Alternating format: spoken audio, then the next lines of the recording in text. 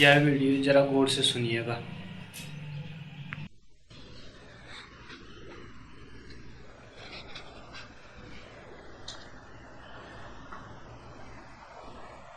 पहला प्रश्न। भगवान, तैत्तरीयोपनिषद में एक कथा है कि गुरु ने शिष्य से नाराज होकर उसे अपने द्वारा सिखाई गई विद्या त्याग देने को कहा, तो एवमस्तु कहकर शिष्य ने विद्या का वमन कर दिया, जिससे देवताओं ने तीतर का रूप धारण कर एकत्र कर लिया। वही तैत्तरीयोपनिषद कहलाया। भगवान इस उच्छिष्ट ज्ञान के संबंध में समझाने की कृपा करें। जिन स्वरूप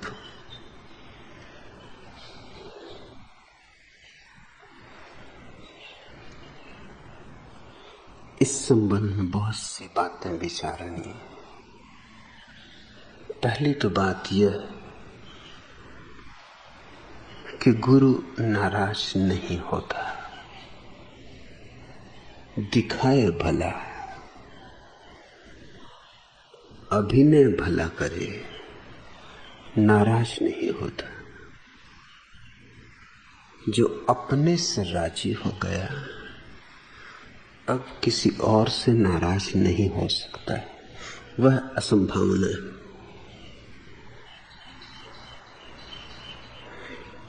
इसलिए गुरु नाराज हुआ हो तो गुरु नहीं था। गुरु शब्द बड़ा महत्वपूर्ण है। गुरु का अर्थ अध्यापक नहीं, गुरु का अर्थ शिक्षक नहीं, आचार्य नहीं। गुरु बनता है दो शब्दों से, गु और रु। गु का अर्थ होता है अंधकार, रु का अर्थ होता है दूर करने वाला। और क्रोध तो अंधकार है।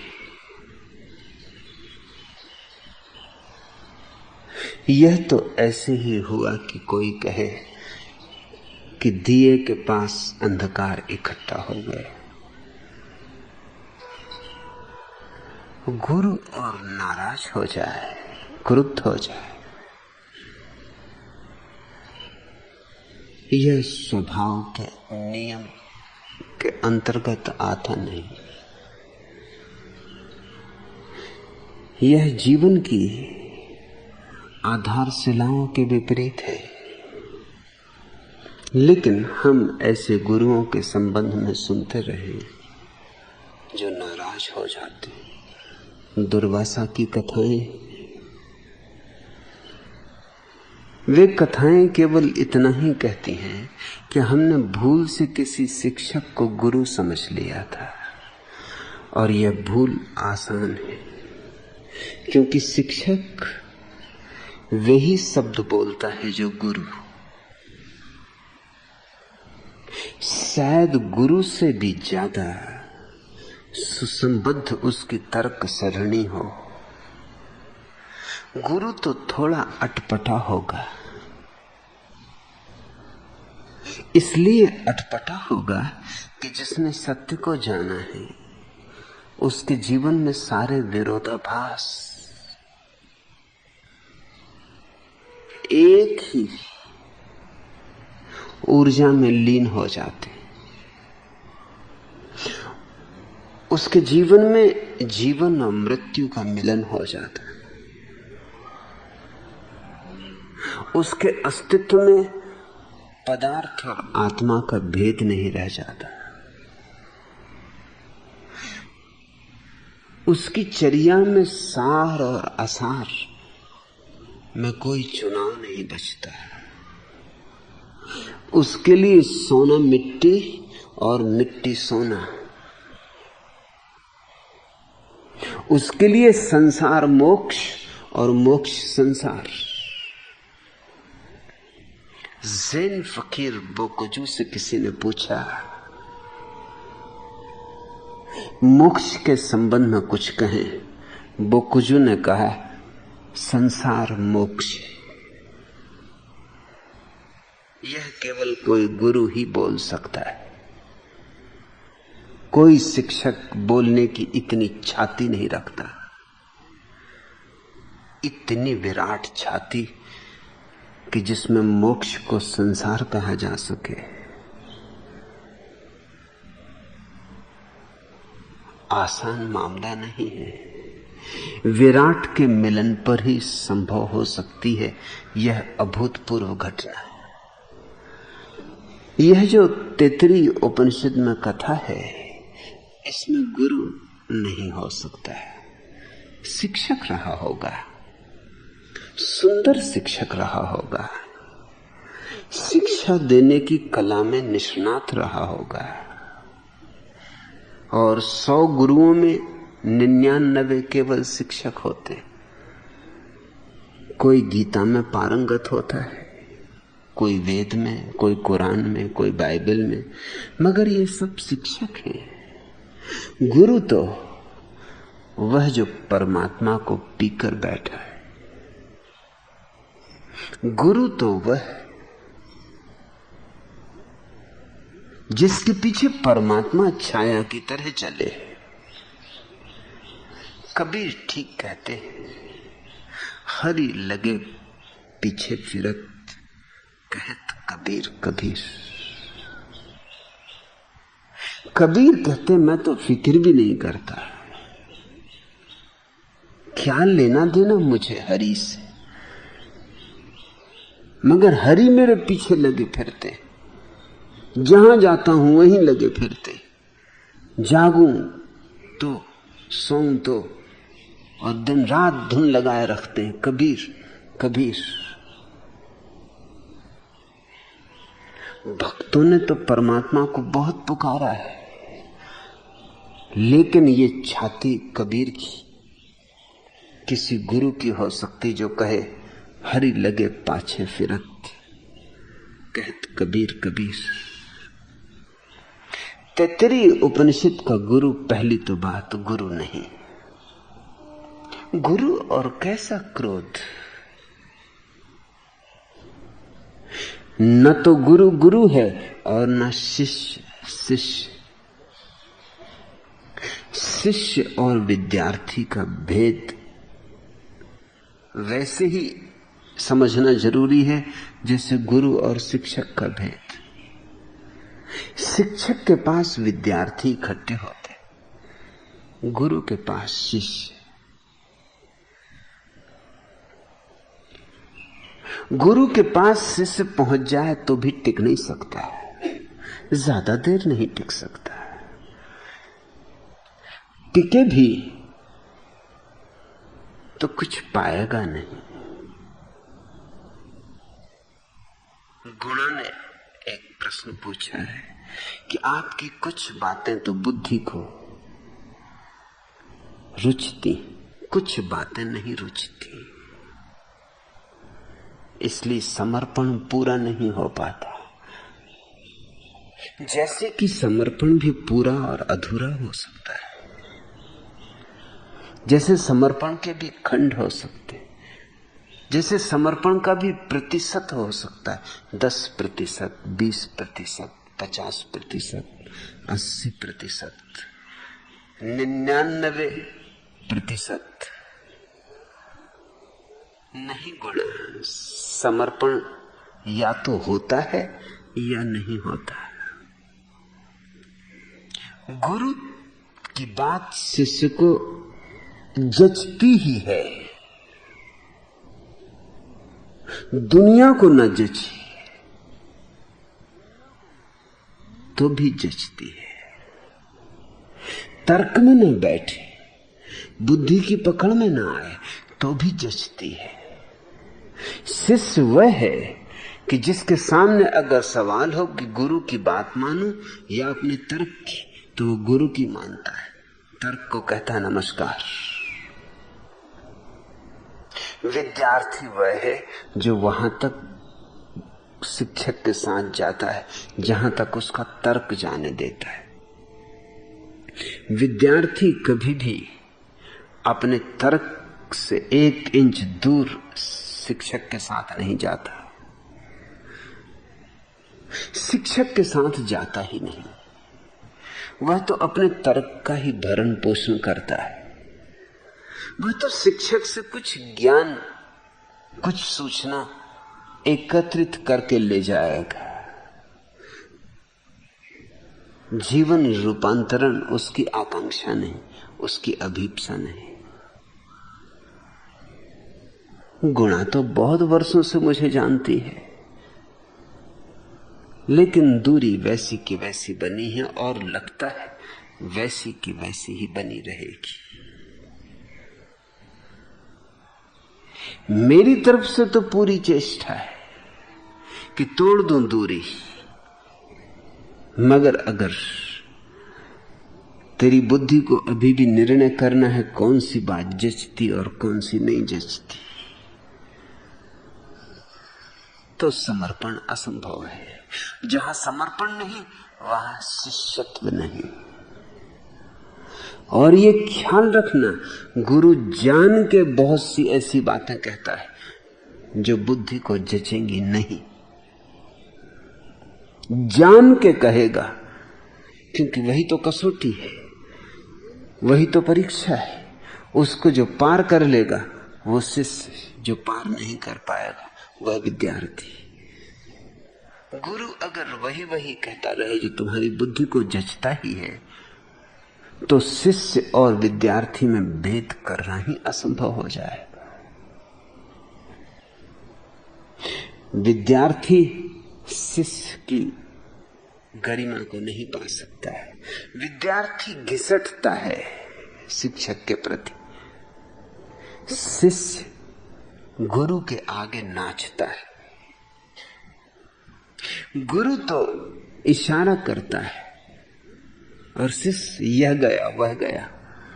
वो यह भी नहीं पूछता नक्शा कहां, किस मार्ग से जाऊं, राह में कोई खतरे तो नहीं है, सारी सुविधाएं सुरक्षाएं जुटा लूं फिर जाऊंगा। पहले मेरा पूरा तर्क राजी हो जाए फिर जाऊंगा। थोड़ा और सोच लूं, थोड़ा और विचार कर लूं। एक महानुभाव ने पूछा, मैं सन्यास लेना चाहता हूं, लेकिन कुछ बातें अड़चन बन जाती। जैसे कि आपने कहा था कि जब तक मैं रहना चाहूंगा कोई छुरा भी मारे तो भी मुझे मिटा ना सकेगा, और जिस दिन मैं न रहना चाहूंगा उस दिन एक क्षण कोई लाख उपाय करे तो मुझे टिका ना सकेगा। यह बात उनको जची, सन्यास का भाव उठा होगा तब। फिर अब उनको अड़चन हो गई, क्योंकि यहां वो देखते हैं कि सन्यासी सुरक्षा का आयोजन किए हैं। द्वार पर प्रत्येक व्यक्ति का निरीक्षण किया जाता है, पहरेदार हैं। तब उनको अड़चन आई। अब बुद्धि को चिंता शुरू हुई कि अगर छुरा मारने से भी हटाया नहीं जा सकता तो सुरक्षा का आयोजन क्यों।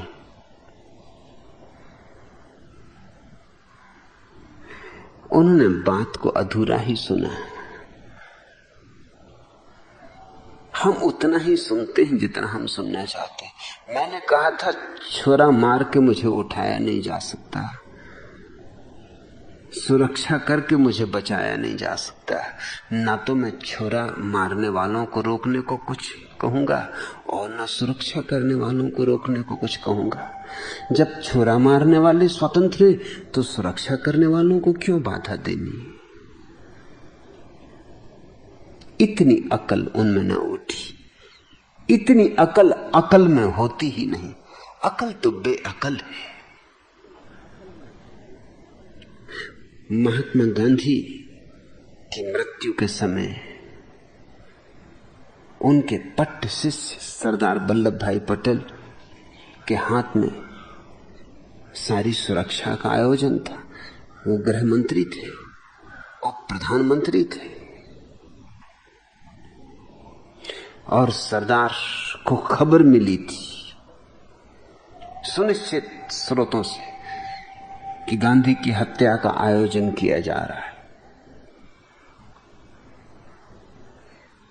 एक दो प्रयास भी हो चुके थे, असफल गए थे। तो सरदार ने जाके महात्मा गांधी को पूछा कि हम सुरक्षा का आयोजन करें। इस पूछने में ही बेईमानी है,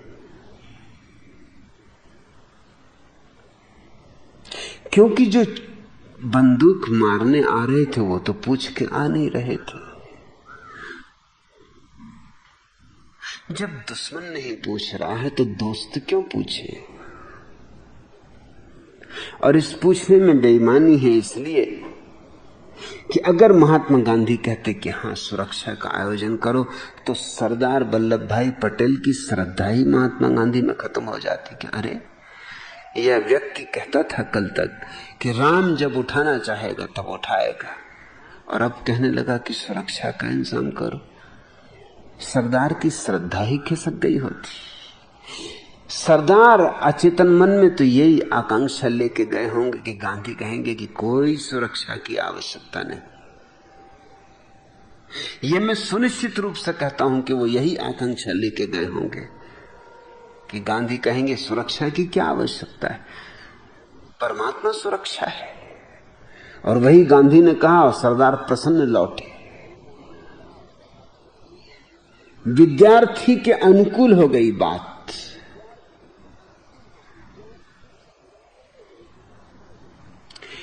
और सारे देश को अच्छी लगी कि यह है श्रद्धा। ईश्वर पर कैसी श्रद्धा है, कोई सुरक्षा की जरूरत नहीं। मगर नाथुराम गॉडसे में जो आया था वही भी ईश्वर है, और सरदार वल्लभ भाई पटेल ने जो आया था वही भी ईश्वर है। तुम ईश्वर ईश्वर में चुनाव कैसे करते हो? नाथुराम गॉडसे का ईश्वर कुछ ज्यादा ईश्वर मालूम होता। मैं इसे श्रद्धा नहीं कहता, मैं तो मानता हूं ये विनम्रता के रूप में छिपा हुआ अहंकार है। मैं तो कहूंगा गांधी में अगर सच में ही श्रद्धा थी तो वो कहते जो उसकी मर्जी। अगर वो किसी को छुरा मारने भेजता है, किसी को गोली चलाने भेजता है और किसी से सुरक्षा करवाता है, जो उसकी मर्जी, जो उसकी लीला। मैं तो दृष्टा हूं, देखूंगा। उठ जाऊं तो ठीक, ना उठूं तो ठीक। रहा तो उसका काम करूंगा, उठा तो उसका काम करते हुए उठूंगा। मैं उसको श्रद्धा कहता। गांधी श्रद्धालु नहीं, गांधी हत्यारे में तो भरोसा करते, लेकिन रक्षक में नहीं। और सरदार पटेल बिल्कुल निश्चिंत हो गए कि बिल्कुल ठीक बात है। सच पूछो तो नाथुराम गॉडसे से ज्यादा मोरारजी देसाई और सरदार वल्लभ भाई पटेल, ये दो आदमी महात्मा गांधी की हत्या के लिए जिम्मेवार है। क्योंकि मोरारजी देसाई महाराष्ट्र के प्रधानमंत्री थे, मुख्यमंत्री थे, और उनको भी खबर थी कि महाराष्ट्र से ही आयोजन चल रहा है हत्या का। और सरदार वल्लभ भाई पटेल केंद्र के गृह मंत्री थे, और उनको भी पता था कि हत्या का आयोजन चल रहा है। लेकिन दोनों चुप बैठे रहे, और चुप बैठने के लिए एक सुंदर सुरक्षा का उपाय मिल गया कि गांधी कहते हैं क्या करना सुरक्षा से, जब तक उसे रखना है रखेगा, जब हटाना है हटा लेगा। मैं कुछ और ढंग से सोचता हूं। जिनसे उसे हटवाना है उनसे हटवाएगा, जिनसे उसे रुकवाना है उनसे रुकवाएगा। न मैं किसी को कहता हूं कि आके मुझे गोली मारो, न मैं किसी को कहता हूं कि जो गोली आके मारे उसे रोको। मैं कौन हूं? जिसकी मर्जी हो गोली मारे, जिसकी मर्जी हो गोली रोके। मेरे लिए दोनों खेल है। मगर जिन महानुभाव ने पूछा है उनकी सन्यास की धारणा, सन्यास लेने की इच्छा डगमगा गई कि कैसे सन्यास लेना। सन्यास बुद्धि से नहीं लिए जाते,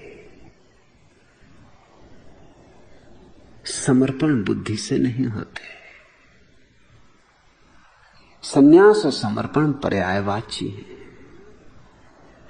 और शिष्य वही है जो समर्पित है, जो संन्यास्त है, जो गुरु के साथ अगम्य में जाने को राजी है। और अगम्य का तुम कैसे पार पाओगे? तर्क से कैसे नापोगे? बुद्धि के तराजू पे कैसे तौलोगे? तो न तो ये गुरु था तैत्तिरीय उपनिषद का व्यक्ति, और न उसके पास जो सीखने बैठा था वह शिष्य था। यह शिक्षक था, वह विद्यार्थी था। ये रटी हुई बातें दोहरा रहा था, वह उन बातों को रट रहा था ताकि कल वो भी शिक्षक हो जाएगा और दूसरों को रटवाएगा।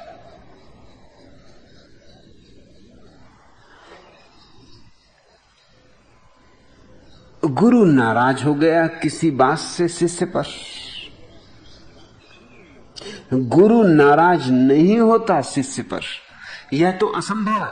शिष्य नाराज नहीं होता गुरु पर, वह भी असंभव है। गुरु की तो बात ही छोड़ दो कि वह नाराज होगा। अरे शिष्य भी नाराज नहीं होता।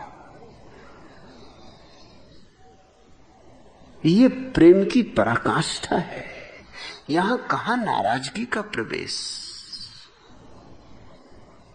ये तालमेल का आत्यंतिक रूप है। यहां स्वर टूटते नहीं, छूटते नहीं। यहां लयबद्धता समग्र है, संपूर्ण है। लेकिन विद्यार्थी नाराज हो जाते, जरा जरा सी बात में नाराज हो जाते। हजारों विद्यार्थी मेरे पास आए और गए, जरा सी बात में उनको हटाने में देरी नहीं लगती। मुझे जिस दिन विद्यार्थियों को छांटना हो, एक क्षण में छांट देता हूं। अक्सर छांटता रहता हूं, क्योंकि कचरा कूड़ा इकट्ठा होता है तो उसे छांटना ही पड़ता है। कंकड़ पत्थर आ जाते हैं, उनको छांटना ही पड़ता है। और छांटना इतना आसान है जिसका हिसाब नहीं। एक बात कह दो वो नाराज हो जाएंगे, फिर जो भागे वो लौट के ना देखेंगे, फिर जिंदगी भर गालियां देंगे। यूं यहां चरणों में गिरने को उत्सुक बैठे थे। एक क्षण में उनका चरणों में गिरना गाली बन सकता है, एक क्षण में, उसमें देर ही नहीं लगती। ये कथा कहती है गुरु शिष्य से नाराज हो गया। और नाराज हो तो गुरु करे क्या? गुरु तो था ही नहीं, करेगा क्या नाराज हो तो? उसने कहा वापस कर दे मेरी विद्या को जो मैंने सिखाई। ये केवल शिक्षक ही कह सकता है, क्योंकि गुरु जो सिखाता है वो वापस किया ही नहीं जा सकता, न वापस मांगा जा सकता है। वह तो जीवन रूपांतरण है, उसको वापस करने का कोई उपाय नहीं। जिस भोजन को तुमने पचा लिया, जो तुम्हारा रक्त मांस मज्जा बन गया, जो तुम्हारी हड्डियों में प्रविष्ट हो गया, जो तुम्हारी आत्मा तक चला गया, उसका वमन कैसे करोगे? हां, जो अनपचा है,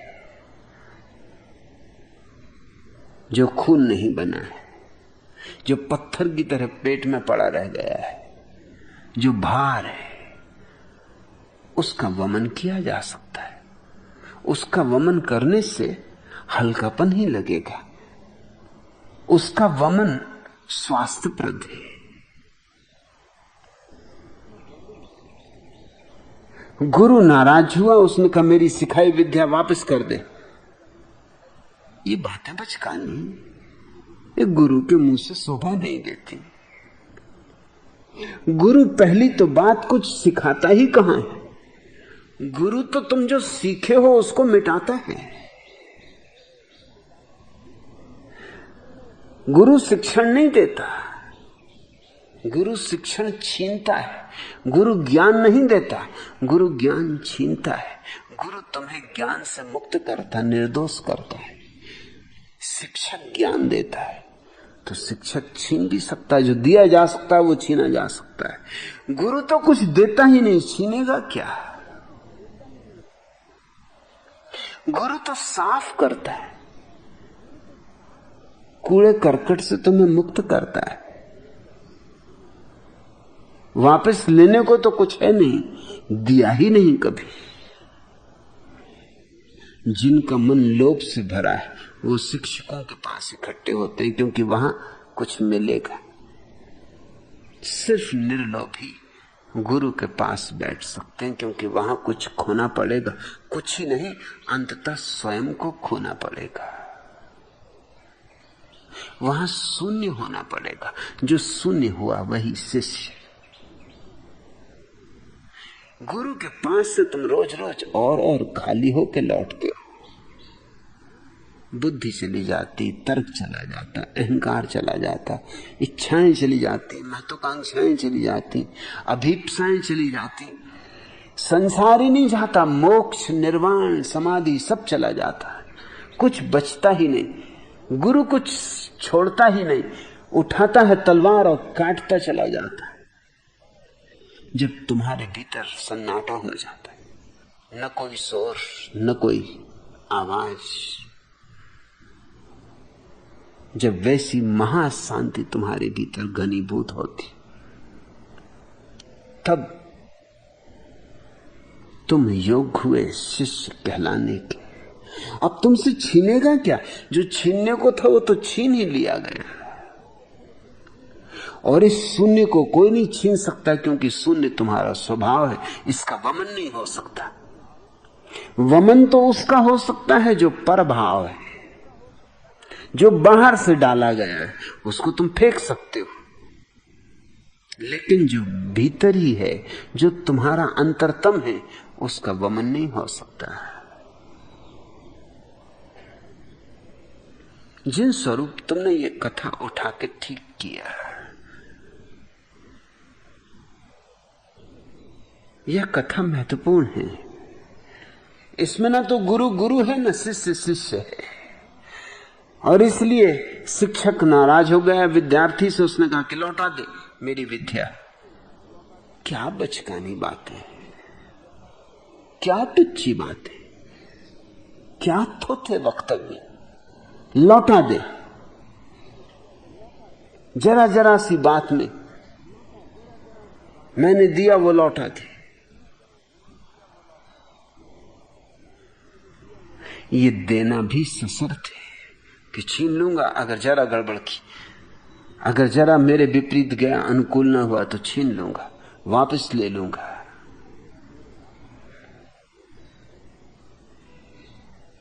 ये कैसी विद्या जो वापस दी जा सकती है?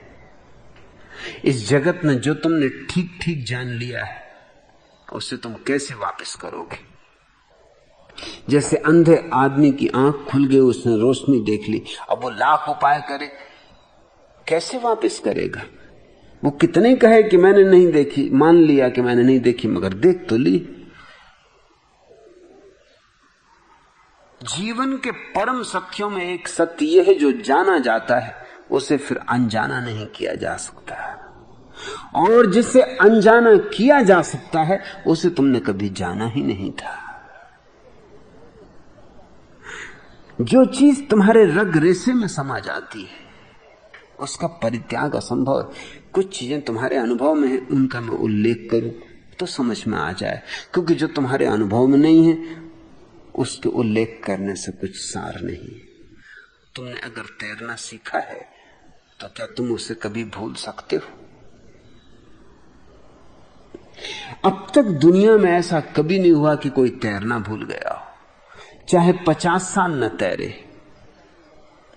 तैरना कोई भूलता ही नहीं, असंभव। क्यों? तैरना असंभव क्यों है? इस पर गहन शोध की जरूरत है कि तैरना भूलना असंभव क्यों है। इसकी विस्मृति क्यों नहीं हो सकती? गणित भूल जाता, भूगोल भूल जाता, इतिहास भूल जाता, विज्ञान भूल जाता, हर चीज भूल जाती, लेकिन तैरना नहीं भूलता। राज है। असल में तैरना हम सीखते नहीं, केवल पुनः स्मरण करते। हम उसे जानते ही हैं स्वभाव से। मां के पेट में बच्चा 9 महीने पानी में ही तैरता है।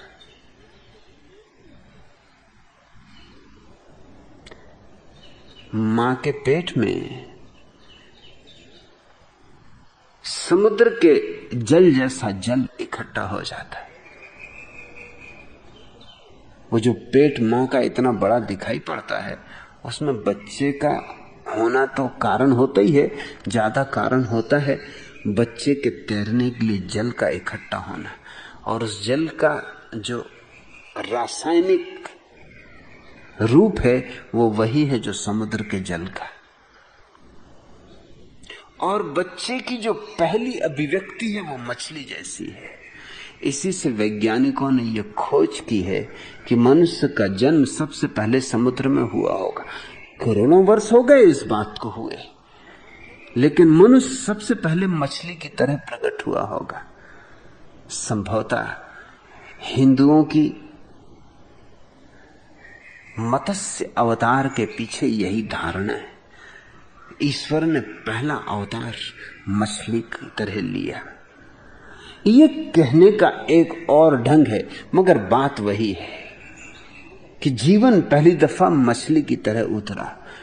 और हर बच्चे को 9 महीने में, करोड़ों वर्षों में जो मनुष्य जाति ने यात्रा की है, वो 9 महीने में त्वरा से, तेजी से पूरी करनी पड़ती है। बच्चे के 9 महीने के विकास के जो अलग अलग अंग हैं, उनको समझ के हम मनुष्य जाति के पूरे विकास को समझ सकते हैं। और तब चार्ल्स डार्विन सत्य सिद्ध मालूम होता है, क्योंकि बच्चे के जीवन में एक घड़ी आती मां के पेट में जब वो बंदर जैसा होता, उसकी पूंछ भी होती, फिर पूंछ गिर जाती। 9 महीने होते होते वो मनुष्य की प्रतिकृति में आ पाता है, लेकिन शुरुआत होती मछली से।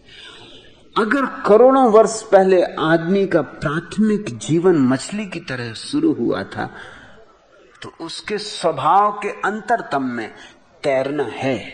हम भूल गए हैं भाषा, ये और बात, लेकिन हमारा स्वभाव उसे अभी भी याद किए। और तैरने में हम करते भी क्या है? कोई तैरना सिखाता है किसी को? वस्तुतः किसी को भी पानी में फेंक दो, वो हाथ पैर तड़फड़ाने लगेगा। वो जरा गैर ढंग से हाथ पैर तड़फड़ाता है, क्योंकि उसे अभी सलीका नहीं। थोड़ा इन्हीं हाथ पैर को ढंग से फेंकने लगे कि तैरना आ गया। जो तैरना सिखाता है वो इस सत्य को जानता है कि कुल काम इतना ही है कि तैरना सीखने वाले को यह भरोसा बना रहे कि कोई मेरी रक्षा के लिए मौजूद है, घबराने की कोई जरूरत नहीं, उसका आत्मविश्वास बढ़ जाए। तैरना तो उसके भीतर छिपा है, वो प्रकट हो जाए। जापान के एक मनोवैज्ञानिक ने 6 महीने के बच्चों को तैरना सिखाया है, और अब वो 3 महीने के बच्चों पर प्रयोग कर रहा है। 6 महीने के बच्चे तैरने लगते हैं। कल्पनातीत मालूम होती है बात, 6 महीने का बच्चा कैसे तैरेगा? लेकिन जब मां के पेट में 9 महीने बच्चा तैरता ही रहता है, तो 6 महीने का भी तैरेगा, 3 महीने का भी तैरेगा, 3 दिन का भी तैरेगा। तैरना हमारा स्वभाव है। सच्ची विद्या वही है जो हमारे स्वभाव का आविष्कार है। गुरु के पास हमें कुछ सिखाया नहीं जाता, वरन हम जो विस्मरण कर बैठे उसकी सुरती दिलाई जाती, उसकी याद दिलाई जाती। भूली भाषा को गुरु हमारे भीतर पुनः जगा देता है। जो स्वर हमारे सोए पड़े हैं, गुरु के स्वरों की झनकार में झंझना उठते।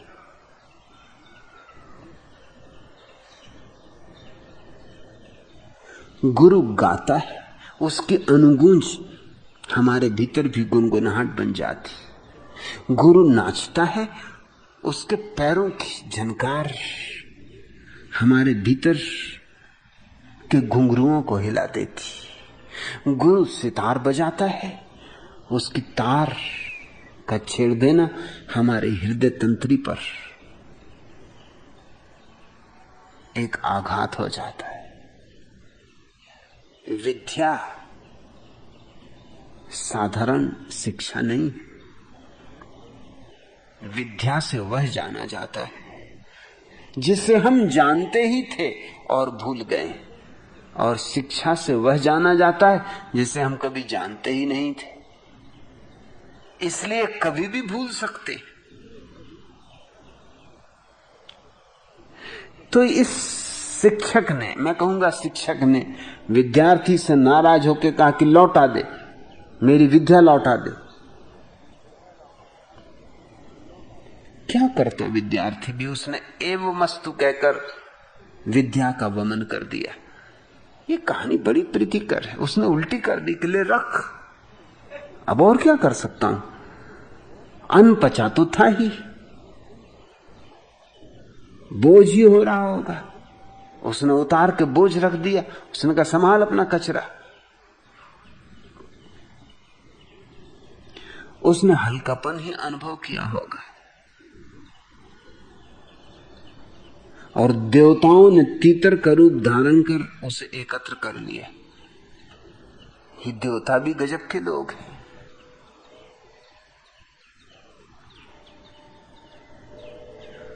देवताओं से हमने ऐसे ऐसे काम करवाए हैं जो कोई ना करे। अब किसी ने उल्टी की है, इन्होंने तीतर बन के उसकी उल्टी को भी इकट्ठा कर लिया। इसलिए हम देवताओं को कोई परम अवस्था नहीं मानते। इस देश के हजारों साल के आध्यात्मिक अनुभवों का ये नतीजा और निष्कर्ष है कि मनुष्य चौराहा है,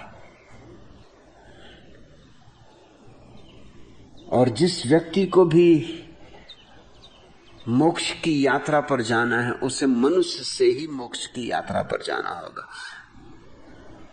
देवता को भी मनुष्य होना पड़ेगा, तभी वो मोक्ष की यात्रा पर जा सकता है। देवता मनुष्य से ऊपर नहीं, भिन्न है मगर ऊपर नहीं। मनुष्य से ज्यादा सुखी होगा। नरक में जो है वो मनुष्य से ज्यादा दुखी, स्वर्ग में जो है वो मनुष्य से ज्यादा सुखी।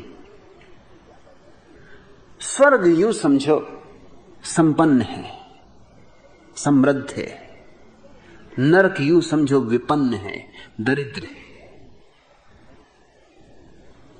लेकिन बहुत दरिद्रता का एक खतरा है कि आदमी दरिद्रता से राजी हो जाता है।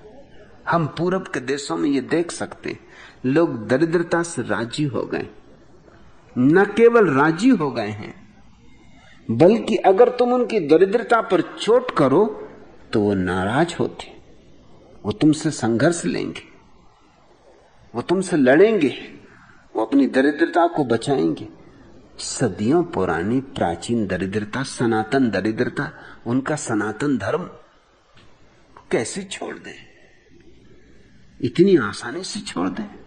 दरिद्र नारायण होने को यूं छोड़ दें, यूं गंवा दें, मुफ्त में नारायण होकर बैठे? कैसे छोड़ दें? नहीं छोड़ा जाता उनसे। अब तुम देखते हो हरिजनों पर इतने अत्याचार होते हैं जिसका कोई हिसाब नहीं।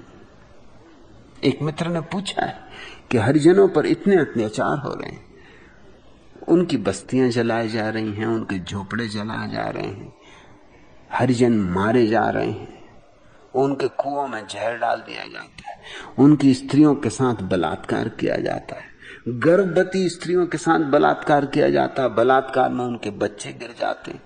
ये सब हो रहा है। आप इसे रोकने के लिए कुछ क्यों नहीं करते?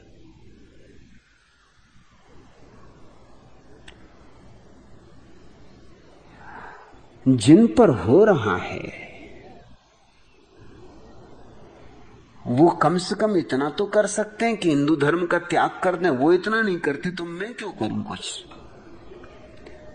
जिन मूढ़ताओं के कारण उनको सताया जा रहा है उसी धर्म को वो पकड़े बैठे हुए। मेरे करने से क्या होगा? जिन पंडित पुजारियों के द्वारा ये सारा का सारा उपद्रव आयोजित किया गया है सदियों सदियों से, वो उन्हीं के चरण धो के पी रहे हैं, उन्हीं की पूजा कर रहे हैं। इतना ही नहीं, वे उन्हीं मंदिरों में प्रवेश का आग्रह रखते हैं जिन मंदिरों के बैठे देवता उनकी सारी की सारी कठिनाइयों का कारण। मैं एक गांव में था, उस गांव के हरिजनों ने मुझसे आके कहा कि आप आए हैं, आपकी लोग बात मानते हैं, यहां हमें मंदिर में प्रवेश का अधिकार दिला दो। मैंने कहा कि तुम अभी इनसे थके नहीं, इनके ही मंदिर में जाना चाहते हो? उसी मंदिर में, जिस मंदिर में वे ही शास्त्र, वे ही देवता, वे ही पुजारी, वे ही पंडित जिन्होंने तुम्हारे प्राणों का शोषण किया है सदियों सदियों से, थूको इस मंदिर पर। अगर वो तुमसे कहें भी कि मंदिर में आओ तो मत जाना, लात मारो इस मंदिर पर। अरे उनका आप कैसी बातें कर रहे हैं?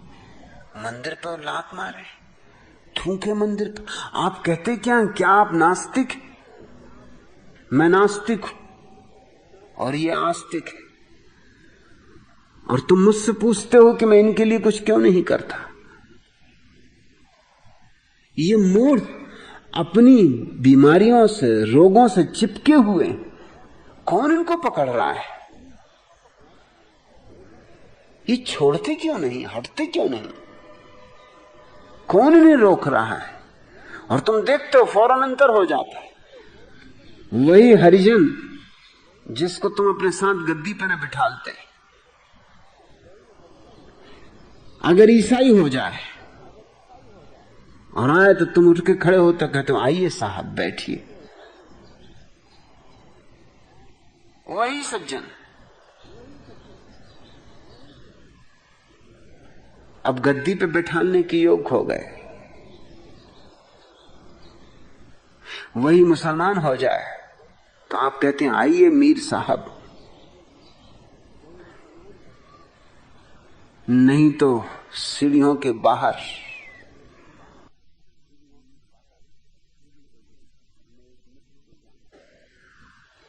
मैं एक मित्र को जानता हूं, लियोनार्ड थियोलॉजिकल कॉलेज जबलपुर के वो प्रिंसिपल थे, मैकवान, गुजराती थे। एक दिन मुझे अपने घर ले गए, कहा कि मैं कुछ चीजें दिखाना चाहता हूं। उन्होंने अपनी मां से मुझे मिलाया। उनकी मां काफी उम्र की थी, कोई 90 वर्ष की होगी, और उन्होंने अपने पिता की तस्वीर मुझे दिखाई। फिर अपनी लड़की को बुलाया, सरोज मैकवान को। वो अमेरिका से अभी अभी पीएचडी होकर लौटी थी और एक अमेरिकन युवक से शादी करके आई थी,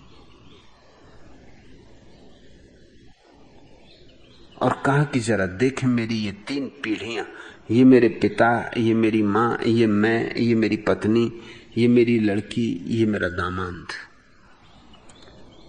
3 पीढ़ियों में इतनी क्रांति हो गई। बाप उनका भिखमंगा था, वो एक टूटा फूटा भिक्षा पात्र लिए बैठा है, उसकी तस्वीर। वो भूखे ही रहा, भूखे ही जिया, भूखे ही मरा। उसने कभी जीवन में और कुछ न जाना। वो हरिजन था।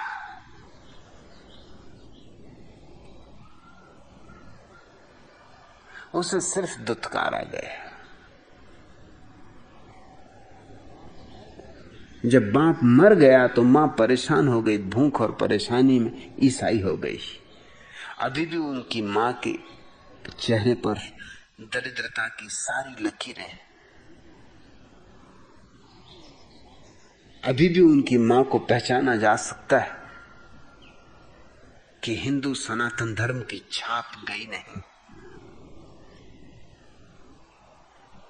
मैंने उनसे पूछा कि तुम्हारी मां ईसाई हो गई तो अब तो ये हिंदू धर्म में कोई रस नहीं रखती। उन्होंने कहा ये मत पूछो, आप अभी भी हनुमान चालीसा पढ़ती, अभी भी बजरंग बली को मानती।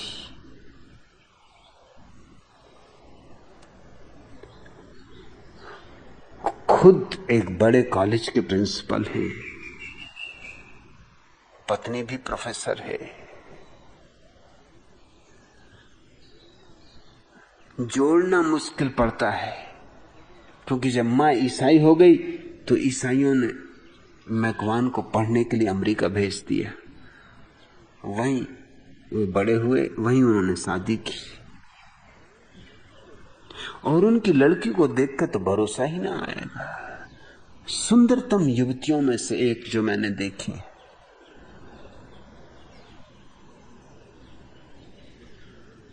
और ये 3 पीढ़ियों में इतनी क्रांति हो गई। हरिजनों को कौन रोक रहा है कि तुम हिंदू घेरे में रहो? इस सड़े घेरे को छोड़ो जहां तुमने सिवाय दुख और पीड़ा के कुछ भी नहीं पाया, जहां सिवाय अपमान के, दुत्कार के, लातें खाने के तुम्हें कुछ और मिला नहीं।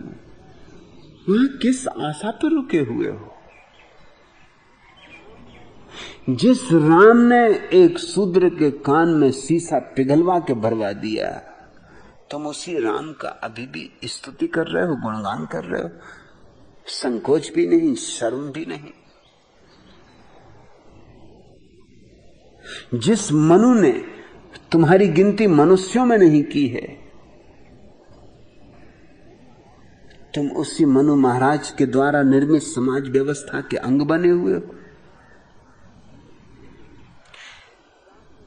जिन तुलसीदास ने तुम्हें पशुओं के साथ गिना है, ढोल गंवार शूद्र पशु नारी, ये सब ताड़न के अधिकारी, और कहा है कि तुम्हें ताड़ा ही जाना चाहिए, तुम इसके अधिकारी हो, तुम्हें सताया ही जाना चाहिए, ये तुम्हारा अधिकार है।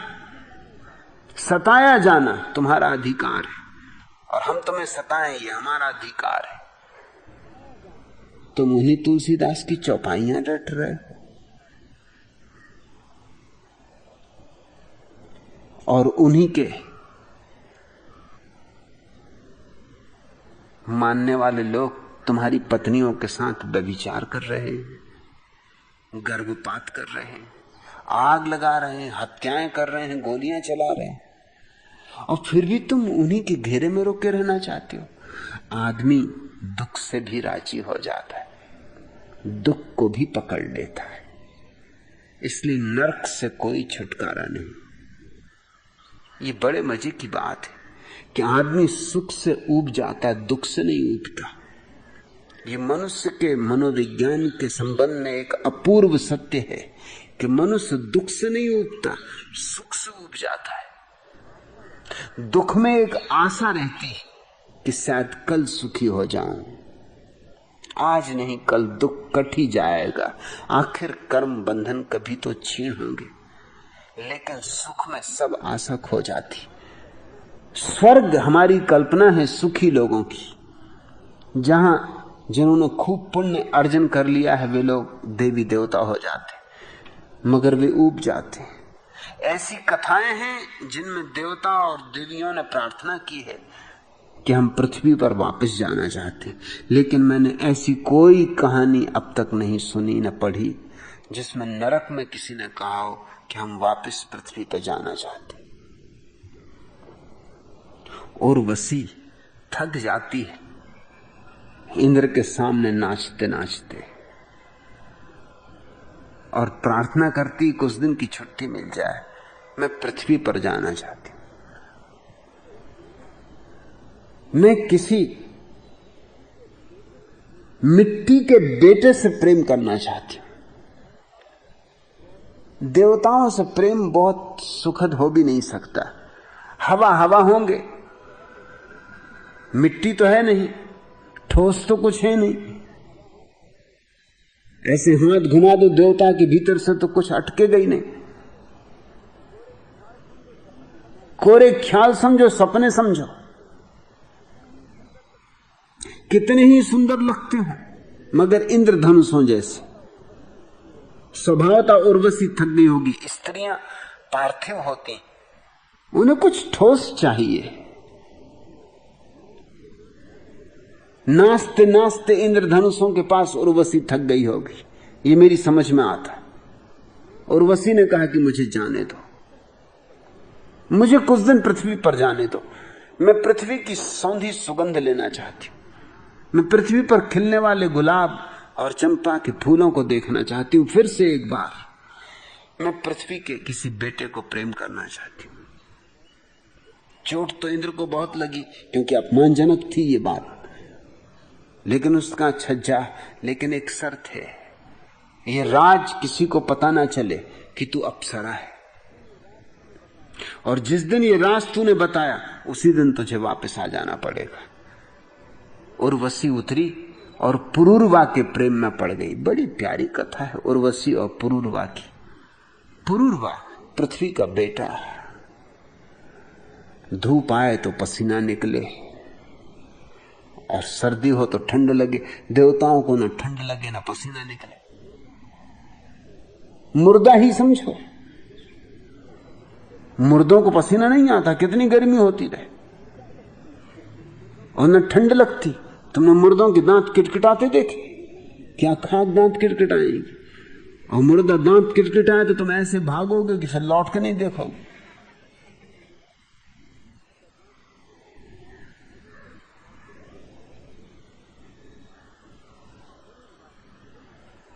पुरूरवा के प्रेम में पड़ गई। ऐसी सुंदर थी उर्वशी कि पुरूरवा को स्वभावतः जिज्ञासा होती थी। जिज्ञासा मनुष्य का गुण है कि पुरूरवा उससे बार बार पूछता था, तू कौन है? हे अप्सरा जैसी दिखाई पड़ने वाली उर्वशी, तू कौन है? तू आई कहां से? ऐसा सौंदर्य, ऐसा अलौकिक सौंदर्य यहां पृथ्वी पर तो नहीं होता है। और कुछ चीजों से वो चिंतित भी होता था। उर्वशी को धूप पड़े तो पसीना ना आए।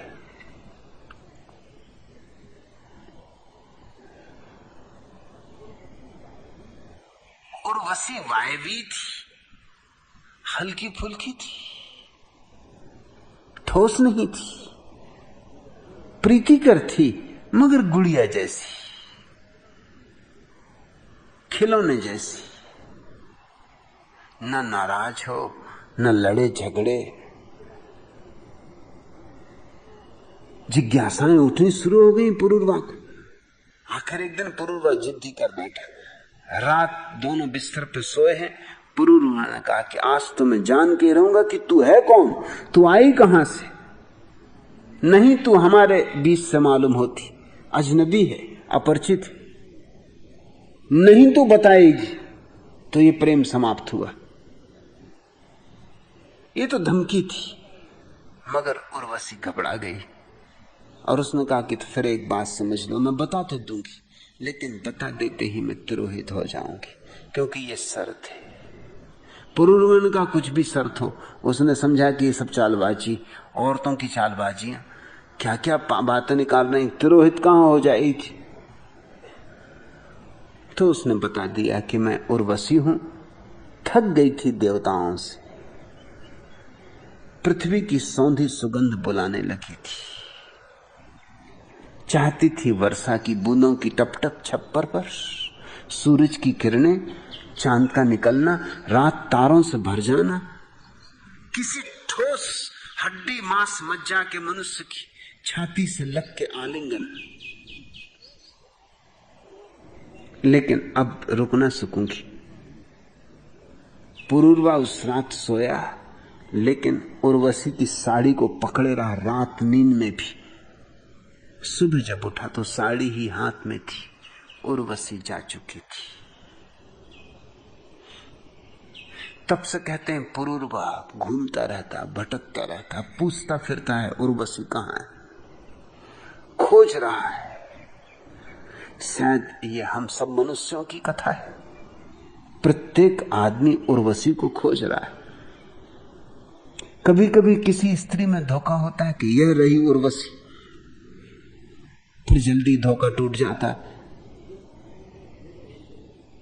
हनीमून पूरे होते होते ही टूट जाता है।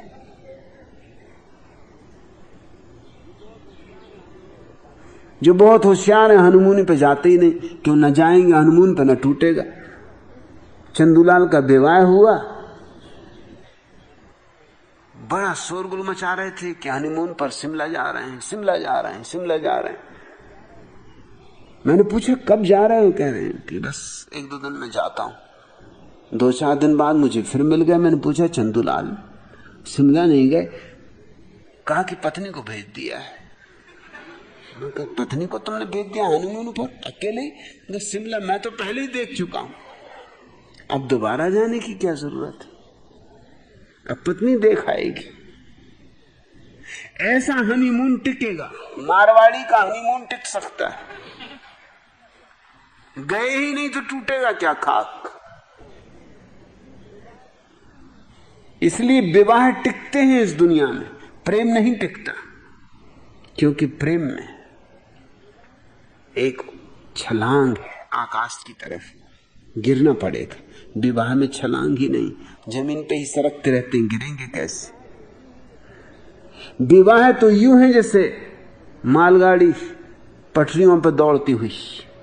प्रेम यूं है जैसे नदियों का प्रवाह, कब किस दिशा में मुड़ जाएगा कुछ कहना कठिन। प्रत्येक व्यक्ति उर्वशी को खोज रहा है। उर्वशी शब्द भी बड़ा प्यारा है, हृदय में बसी उर्वशी। कहीं कोई हृदय में एक प्रतिमा छिपी हुई है जिसकी तलाश चल रही है। मनोवैज्ञानिक कहते हैं प्रत्येक व्यक्ति के भीतर स्त्री की एक प्रतिमा है, प्रत्येक स्त्री के भीतर पुरुष की एक प्रतिमा है जिसको वो तलाश रही। मिलती नहीं प्रतिमा कहीं। कभी कभी झलक मिलती कि हाँ यह स्त्री लगती उस प्रतिमा जैसी, बस, लेकिन जल्दी ही पता चल जाता कि बहुत फासला है। कभी कोई पुरुष लगता उस जैसा, फिर जल्दी ही पता चल जाता कि बहुत फासला है, और तभी दूरियां शुरू हो जाती। पास आते आते आते सब दूर हो जाता है। स्वर्ग से तो कहानियां हैं देवताओं के उतरने की। तुमने बहुत सी कहानियां सुनी होंगी कि देवता आते हैं, ऋषि मुनियों की स्त्रियों को प्रेम कर जाते हैं। बेचारे ऋषि मुनि, उनको समझा दिया है कि ब्रह्म मुहूर्त में स्नान करने जाओ, सो वो चले ब्रह्म मुहूर्त में स्नान करने, और देवी देवता ब्रह्म मुहूर्त का प्रतीक्षा करते रहते कि जब गए ऋषि मुनि ब्रह्म मुहूर्त में स्नान करने, तब चंद्रमा, इंद्र इत्यादि इत्यादि आके दरवाजा खटखटाते हैं। ऋषि पत्नी को क्या पता है, वो सोचती ऋषि महाराज लौट आए, और देवता हैं तो ऋषि का रूप धर के लौट आते हैं, जटा जूठधारी बन के, प्रेम में करके नदारत हो जाते हैं। स्वर्ग से तो ऐसी कहानियां हैं पुराणों में कि देवता उतर आते हैं जमीन पे, अप्सराएं उतर आती, मगर नरक से मैंने कोई कहानी नहीं सुनी। कारण साफ है, कारण बहुत मनोवैज्ञानिक है, गहरा। दुख को आदमी छोड़ना नहीं चाहता, सुख को छोड़ दे, सुख से ऊब जाता है, सुख से धीरे धीरे मन भर जाता है, ऊब पैदा हो जाती। लेकिन दुख से मन नहीं भरता, क्योंकि आशा बनी रहती। सुख में कोई आशा नहीं।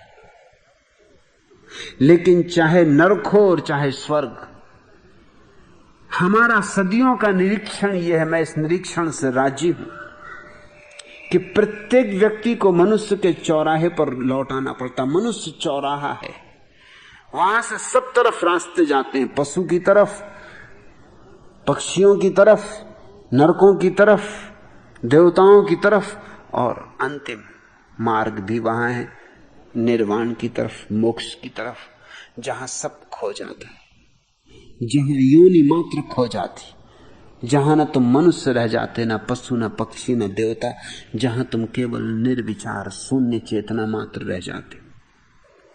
वहां से कोई कभी नहीं लौटना चाहता, वहां से लौटने का कोई सवाल नहीं, लौटने वाला ही नहीं बचता। विद्या तो वही है जो तुम्हें निर्वाण दे, विद्या तो वही है, सा विद्या या विमुक्तये, वही है विद्या जो तुम्हें मुक्त करे, मोक्ष दे। ये विद्या न रही होगी, तथाकथित ज्ञान रहा होगा, सूचना मात्र रही होगी, शिष्य ने उसका वमन कर दिया, और अभाग्य देवता ये उस वमन को भी पचा गए, तीतर बन के पचा गए। शायद सीधे सीधे आना अच्छा ना लगा होगा, छुप के आए, आड़ में आए, तीतर बन के आए। उस कूड़े कचरे को, वमन किए हुए को, उस दुर्गंध युक्त को ये फिर से लील गए और उसी को इकट्ठा करके तैत्तिरीय उपनिषद बना। तैत्तिरीय उपनिषद मत पढ़ना, अब ये देवताओं का वमन का वमन होगा, और सब कुछ करना, तैत्तिरीय उपनिषद मत पढ़ना। मुझसे बहुत बार कहा गया है कि मैं तैत्तिरीय उपनिषद पर क्यों नहीं बोला, ये कहानी मुझे अटका देती, इससे आगे बात नहीं बढ़ती। मैं तो तुम्हें उच्छिष्ट ज्ञान से मुक्त करना चाहता हूं, और इसमें उच्छिष्ट ज्ञान का संग्रह, मगर ये एक ही उपनिषद की बात होती तो भी ठीक था। तुम्हारे अधिकतर उपनिषद, तुम्हारे अधिकतर वेद, तुम्हारे कुरान, तुम्हारे बाइबल, तुम्हारे तालमुद इसी तरह के उच्छिष्ट ज्ञान से भरे। ये कहानी किसी हिम्मतवर आदमी ने जोड़ी होगी, रहा होगा कोई उपद्रवी मेरे जैसा, जिसने उपनिषद के ऊपर ये कहानी लगा दी।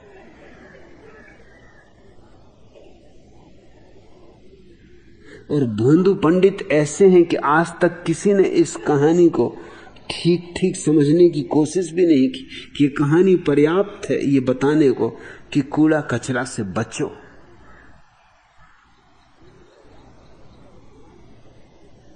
सब ज्ञान उच्छिष्ट है अगर तुम्हारे अनुभव से नहीं आए। उपनिषद शब्द प्यारा है। उपनिषद का अर्थ होता है गुरु के पास बैठना, सिर्फ गुरु के पास बैठना। उपनिषद, उप यानी पास, निषद यानी बैठना। गुरु के पास बैठना, जिसने जाना है उसके पास बैठना, उसकी श्वासों के श्वास बन जाना, उसकी श्वासों के साथ डोलना, उसके हृदय की धड़कन बन जाना, उसकी और तुम्हारी धड़कन के बीच का फासला समाप्त हो जाए, एक साथ हृदय धड़कने लगे, उसकी श्वास भीतर जाए तो तुम्हारी श्वास भीतर जाए, उसकी श्वास बाहर आए तो तुम्हारी श्वास बाहर आए। यह है उपनिषद, तैत्तिरीय उपनिषद नहीं। और यूं ही जिन्होंने जाना है उन्होंने ही केवल जाना है, फिर उसे कोई छीन नहीं सकता, उसे कोई तुमसे वापस नहीं ले सकता, क्योंकि वह तुम्हारा अपना स्वभाव है, तुम्हारे स्वभाव का आविष्कार है। स्वस्थ हो जाना उपनिषद है, वही वेद। वेद यानी ज्ञान, बोध। वही कुरान। कुरान यानी तुम्हारे प्राणों का गीत, तुम्हारे प्राणों की गुनगुनाहट। वही बाइबल। बाइबल यानी किताबों की किताब। किताब नहीं, सारी किताबों की किताब, सारे रहस्यों का रहस्य तुम अपने हृदय में संजोए बैठे हो। तीतर वगैरह बनने की जरूरत नहीं, उच्छिष्ट इकट्ठा करने की आवश्यकता नहीं। जिन स्वरूप तुमने इस कहानी की याद दिला के ठीक किया, यही मेरा पूरा प्रयोग है। यहां तुम्हें मैं उच्छिष्ट कुछ भी नहीं देना चाहता, हालांकि तुम उच्छिष्ट के लिए बहुत आतुर हो, क्योंकि वो सस्ता है, मुफ्त मिल जाता है। तीतर बनना पड़े तो भी कोई हर्जा नहीं, तीतर बन जाएंगे, मुर्गा बन जाएंगे, तुम कुछ भी बन सकते हो, मुफ्त कुछ मिलता हो। लेकिन जहां कुछ चुकाना पड़ता है, जहां जीवन को दांव पे लगाना पड़ता, वहां तुम्हारे प्राण कपते। मगर जीवन का जो राज, वो जीवन को दांव पर लगाए बिना मिलता नहीं। वो व्यापारियों के लिए नहीं, वह केवल जुआड़ियों के लिए। मेरे सन्यासी को जुआड़ी होना सीखना ही पड़ेगा। वो व्यवसायी रहा तो विद्यार्थी रह जाएगा, जुआड़ी हो जाए तो शिष्य होने का अभूतपूर्व लोक तत्क्षण अपने द्वार खोल देता है।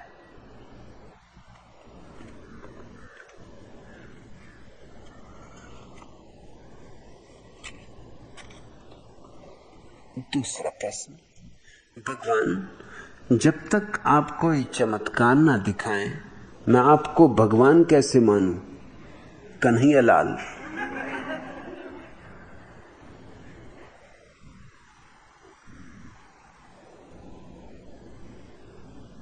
चमत्कार कभी हुए ही नहीं,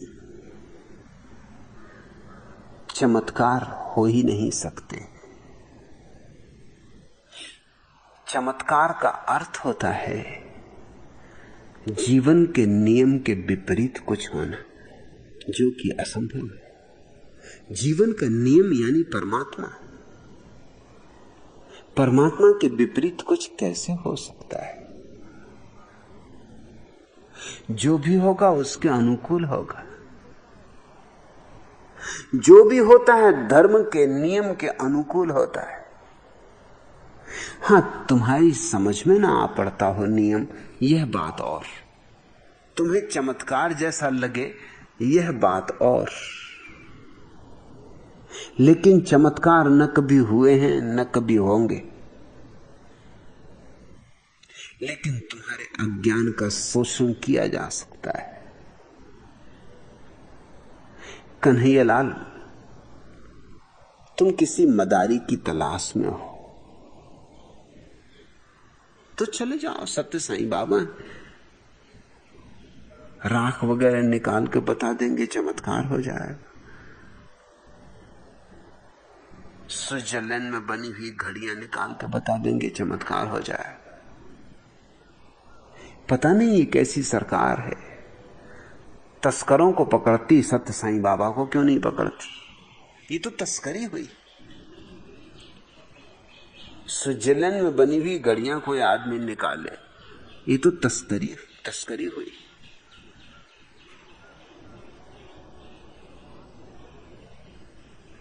राख वगैरह तक ठीक है, मगर ऐसे मूढ़ जन है इस देश में कि राख को विभूति कहेंगे। शब्दों में तो हमसे कोई बाजी नहीं मार सकता, निकलेगी राख और कहेंगे विभूति निकल रही।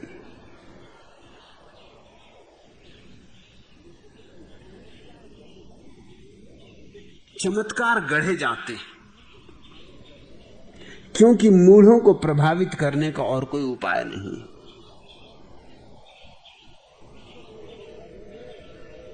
जीसस ने मुर्दों को जिलाया, हालांकि खुद सूली पे अपने को बचा ना सके।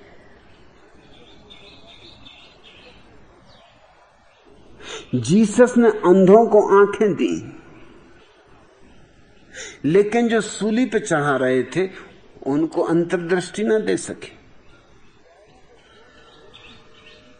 बहरों को कान दिए,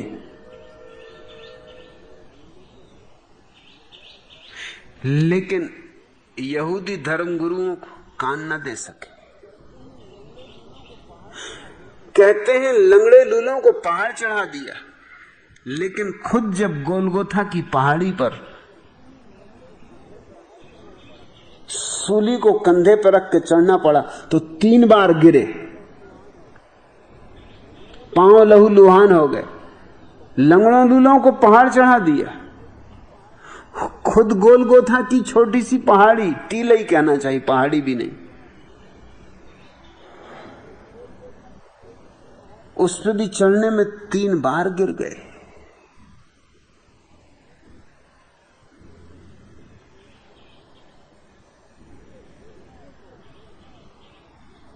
कहते हो कि समुद्र को देखा और शराब बना दिया, और जुदास के हृदय को न बदल सके। एक आध बूंद शराब उसमें भी गिरा देते, वो भी मस्त हो लेता। जब सागरों को शराब बना सकते हो तो आदमियों को इतनी मस्ती ना दे सके। वो 30 रुपए में बेच दिया जीसस को। ये कहानियां बाद में गढ़ी जाती। 3 दिन के बाद पुनरुज्जीवित हो गए।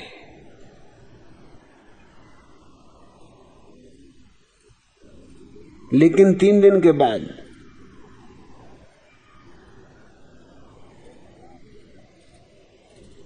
फिर क्या हुआ? ईसाइयों के पास कुछ कथा नहीं कि 3 दिन के बाद पुनरुज्जीवित तो हो गए, फिर क्या हुआ, फिर कहां गए, फिर क्या करते रहे।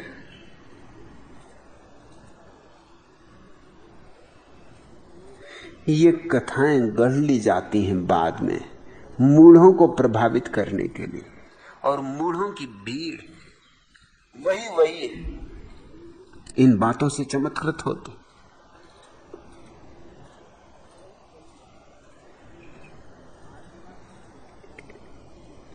आदिवासी इलाकों में ईसाइयों का काफी प्रभाव है, क्योंकि आदिवासी सीधे साधे लोग हैं, उनको छोटी मोटी बातों से प्रभावित किया जा सकता है। मेरे एक मित्र, वो मुझे सुना रहे थे कि मैं एक गांव में गया, वो तो सन्यासी है, और वहां एक ईसाई पादरी आदिवासियों को समझा रहा था कि देखो, तुम राम की पूजा इसलिए करते हो ना कि वो तुम्हें बचाएंगे। उन्होंने कहा, तो उस पादरी ने कहा, पहले ही तुम ये भी तो पक्का कर लो वो खुद को बचा सकते हैं कि नहीं। उसने 2 मूर्तियां अपने झोले में से निकाल ली, एक मूर्ति राम की, एक जीसस की। राम की मूर्ति तो बनाई थी उसने लोहे की, अंदर लोहा था, ऊपर से लकड़ी का पॉलिश किया गया था, और दूसरी जीसस की जो मूर्ति थी वो लकड़ी की थी और अंदर पोली थी। दोनों देखने में एक जैसी लगती थी। एक बर्तन में पानी भरवाया और दोनों मूर्तियां उसमें डाल दी। स्वभाव था, राम जी डुबकी खा गए और जीसस तैरने लगे। गांव के लोग चमत्कृत हुए, रहे होंगे कन्हैयालाल जैसे, मान गए, कह रहे हम भी किसके पीछे पड़े, जो अपने खुद को नहीं बचा सकता वो हमको भी डुबाएगा, खुद ही डूब गए बच्चों। वो सब तैयार कि हम भी ईसाई होने को तैयार। ये सन्यासी भी सब देख रहा था। इसने कहा कि सुनो जी, इसके पहले कि कुछ निर्णय करो, आग जलाओ। इसने देख लिया कि मामला क्या है, एक लोहे की मूर्ति और एक लकड़ी की, आग जलाओ। पानी कोई परीक्षा है? आदिवासियों से कहा, हमारे देश में सदा से अग्नि परीक्षा होती रही। लोगों ने कहा ये बात भी सच है, रामचंद्र जी ने सीता की अग्नि परीक्षा ली थी कि जल परीक्षा? सबने कहा अग्नि परीक्षा ली थी, तो उन्होंने कहा अग्नि परीक्षा होकर रहेगी। अब पादरी घबराया कि अभी अग्नि परीक्षा में तो मुश्किल हो जाएगी, और मुश्किल हो गई। आग जलाई, आग जला के दोनों डाल दिए। राम जी तो अपना धनुष मान लिए खड़े रहे, क्या आग उनका बिगाड़े। मगर यीशु मसीह की मिट्टी पलीद हो गई, वो राख होकर ढेर लग गए। आदिवासी तो बड़े आनंदित होकर कूदने फांदने लगे, नाच गान शुरू हो गया कि आहा हमारे रामचंद्र जी। इस बीच पादरी भाग खड़ा हुआ, उसने कहा पिटाई होगी। जब सन्यासी ने लौट कर देखा, पादरी नदारत था। इस तरह की बेहूदगी की बातें सिर्फ मूढ़ों को प्रभावित करती हैं, चमत्कार कभी नहीं हुए। महावीर के मानने वाले कहते हैं कि जब वो रास्ते पे चलते थे तो कांटे अगर सीधे पड़े होते तो महावीर आ रहे हैं तत्क्षण उल्टे हो जाते थे कांटे। इतनी अक्ल फूलों को भी नहीं होती, कांटों को क्या खाक होगी, आदमियों को नहीं होती, कांटों को क्या खाक होगी। और अगर ये सच है तो जिस आदमी ने महावीर के कान में खीले ठोके थे उस वक्त क्या हुआ चमत्कार का? उचक के खीले उसी आदमी के कान में ठुक जाने चाहिए थे। जब कांटों तक में इतनी अकल थी तो खीलों में अकल न रही। बुद्ध को मानने वाले कहते हैं कि बुद्ध के ऊपर पहाड़ से एक पूरी चट्टान सरकाई गई, पूरा हिसाब लगा के सरकाई गई थी कि वो बुद्ध को अपनी लपेट में ले लेगी। बुद्ध पहाड़ी पे बैठे ध्यान कर रहे हैं, बीच में ऊपर से चट्टान सरकाई गई। लेकिन चमत्कार हुआ, वो आई बुद्ध के पास तक रुकी और बुद्ध को बचा के निकल गई। उसने अपना रास्ता थोड़ा सा बदला, बुद्ध को एक तरफ छोड़ दिया और फिर सीधे रास्ते में चली गई जहां से उसको जाना चाहिए था गणित के हिसाब से, वहीं से गई, मगर बुद्ध को जरा सा बचा के निकल गई।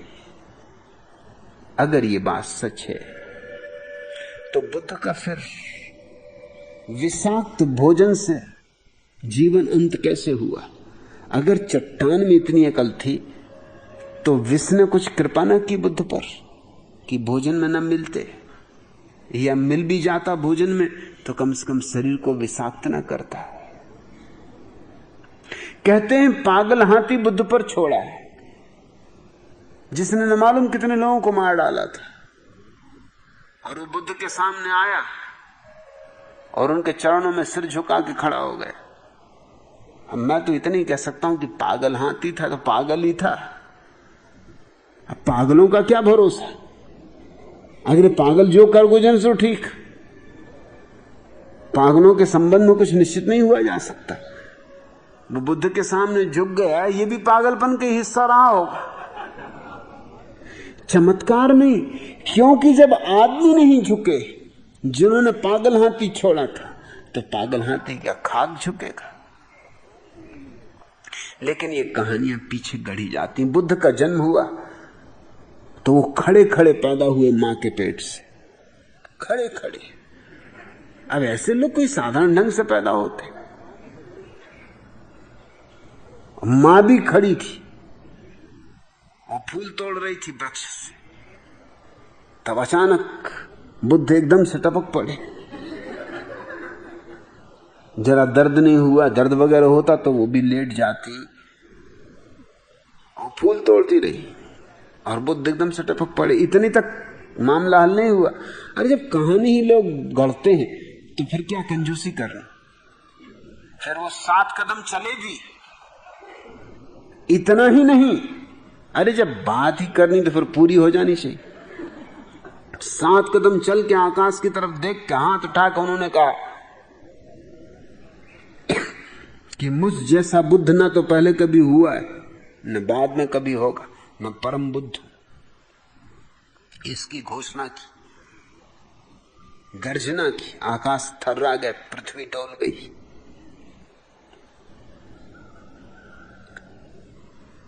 कन्हैयालाल, ऐसा कोई चमत्कार देखना।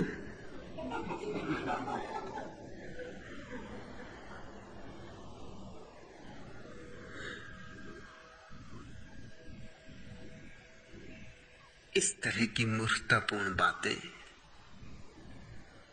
पंडित और पुरोहित गढ़ लेते, क्योंकि कन्हैयालाल जैसे लोग मौजूद हैं। इनको इस तरह की कहानियां चाहिए। और जो बहुत चालबाज है वो जिंदगी में भी इस तरह की कहानियां गढ़ लेते। बंगाल में एक बंगाली बाबा बहुत प्रसिद्ध थे क्योंकि उन्होंने एक दफे चमत्कार दिखाया। कन्हैयालाल जैसे लोगों की भीड़ लग गई होगी। चमत्कार उन्होंने ये दिखाया कि वो ट्रेन में सवार हुए, टिकट कलेक्टर आया, उसने पूछा कि टिकट दिखाइए। उन्होंने कहा कि शब्द अपने वापस ले लो, हम फकीरों से कोई टिकट नहीं मांग सकता। टिकट कलेक्टर भी गुस्से में आ गया। अंग्रेजों के जमाने की बात, अंग्रेज रहा होगा। उसने कहा कि इस तरह की बदतमीजी की बात नहीं चलेगी। बाबा हो अपने घर के, ये सरकारी रेलगाड़ी, टिकट के बिना अंदर नहीं चलने दूंगा। बाबा भी गुस्से में आ गए। बाबा ने कहा देखूं मुझे कौन चलने से रोकता है। बात बढ़ गई, बात में से बात निकली। उस अंग्रेज कंडक्टर ने उनको धक्का दे के बाहर निकाल दिया। बाबा नीचे तो उतर गए, लेकिन अपना डंडा ऐसा टेक के खड़े हो गए और कहा कि देखें अब ये गाड़ी कैसे चलती, इंच भर सरक जाए। अब गार्ड झंडी दिखा रहा है और ड्राइवर सब तरह की कोशिश कर रहा है। सीटी पे सीटी बज रही हैं, मगर गाड़ी टस से मस नहीं हो रही। तहलका मच गया। पूरे स्टेशन की भीड़ इकट्ठी हो गई, सारे यात्री इकट्ठे हो गए। बंगाली बाबा ने गजब कर दिया, गाड़ी रोक दी। ड्राइवर कहे मैं भी चकित हूं, इंजन में कुछ खराबी नहीं, सब ठीक है, चलता नहीं। स्टेशन मास्टर दौड़ा फिर रहा है, ऑफिसर भागे फिर रहे हैं, मगर कोई उपाय नहीं। आखिर स्टेशन मास्टर ने कहा टिकट कलेक्टर को, भैया माफी मांग लो और बाबा को कहो कि आप बेराजो अंदर। अब गाड़ी चलने दो, लोगों को 1000 कामों पे जाना है। अब लोग मेरी जान खा रहे हैं। कोई कहता मुझको अदालत जाना है, कोई कहता मुझे अब दफ्तर जाना है, और ये गाड़ी कब तक रुकी रहेगी। पहले तो आनाकानी की टिकट कलेक्टर ने, लेकिन जब देखा कि मारपीट की नौबत खड़ी हो गई, भीड़ इकट्ठी हो गई, भीड़ ने कहा पिटाई कर देंगे, हमारे साधु महाराज का तुमने अपमान किया, माफी मांगो। जबरदस्ती माफी मंगवाई, लेकिन बंगाली बाबा ने कहा कि पहले नारियल लाओ। जब तक नारियल नहीं चढ़ेगा बाबा भी गाड़ी नहीं चढ़ेगा। जल्दी भागा भाग की गई, कहीं से नारियल लाया गया। नारियल, मिठाई, फूल चरणों में चढ़ाए कि माफी मांगो, पैर छुओ, और आइंदा ख्याल रखना कभी किसी फकीर को टिकट मत पूछना। पूछोगे टिकट, खतरा हो जाएगा। फिर बाबा गाड़ी में प्रविष्ट हुए और गाड़ी चली। ये बंगाली बाबा ईमानदार आदमी थे। जिंदगी भर लोग उनसे पूछते रहे कि राज क्या था, आपने किस तरकीब से गाड़ी रोक दी। मरते वक्त उन्होंने कहा अब तो मैं मर ही रहा हूं, अब सच्ची बात बता दी। सच बात यह है कि टिकट कलेक्टर, गार्ड और ड्राइवर तीनों को मैंने रुश्वत दी थी। ये तीनों मेरे आदमी थे। अब फिर गाड़ी रुकने में क्या दिक्कत है। और एक दफे ये चमत्कार दिखाना था, दिखा दिया कि सारे बंगाल में शौहरत फैल गई। हजारों लाखों लोग आते थे बंगाली बाबा के दर्शन करने।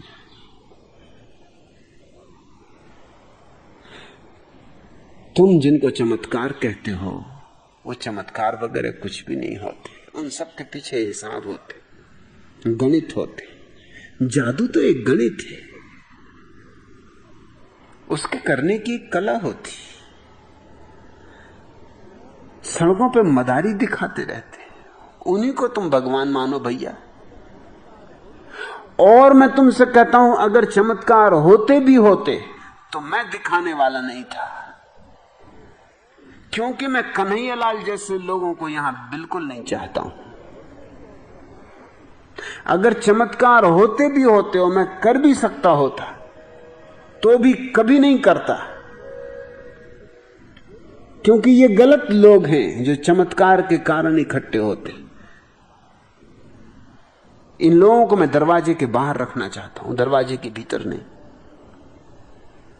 यहां मैं चाहता हूं उन लोगों को जो जीवन में क्रांति के लिए आतुर है। राख वगैरह का क्या करोगे? और गाड़ी भी रोक दी तो क्या होगा? और घड़ी भी निकाल दी तो क्या होगा?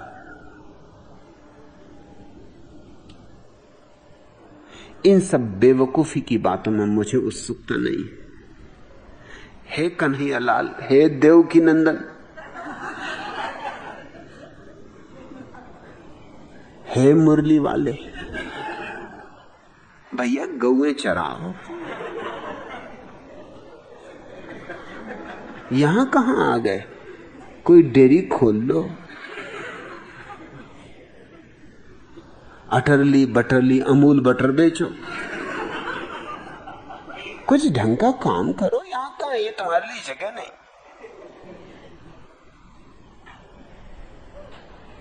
बजरंग बली की सेवा करो, हनुमान चालीसा पढ़ो।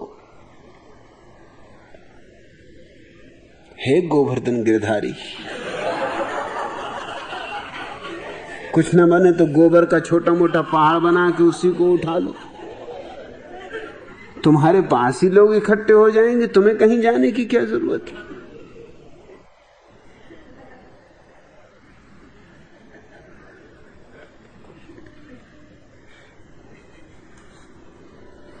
ये चमत्कार की आकांक्षा भारत के आलस्य, बेईमानी, सुस्ती, काहिलपन का सबूत है और कुछ भी नहीं।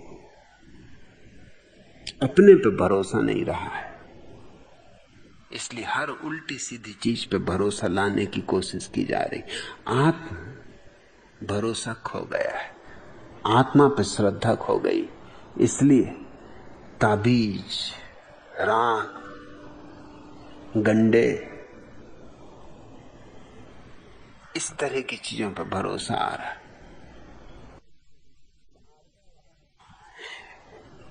एक काहिल सुस्त आदमी अपने मित्र से कह रहा था कि देखो ईश्वर भी कैसे कैसे चमत्कार करता है और कैसे कैसे मेरी मदद करता है। मुझे कुछ पेड़ काटने थे और तूफान ने आके मेरी समस्या हल कर दी। फिर मुझे कूड़े करकट का एक ढेर जलाना था और बिजली गिरी, वह भी समाप्त हो गया। यह सुनकर उसका मित्र बोला, भैया अब आपका अगला प्रोग्राम क्या है? वह व्यक्ति बोला, इस बार मैंने आलू की खेती करवाई है, अतः उन्हें निकलवाने के लिए भूचाल का इंतजार कर रहा हूं।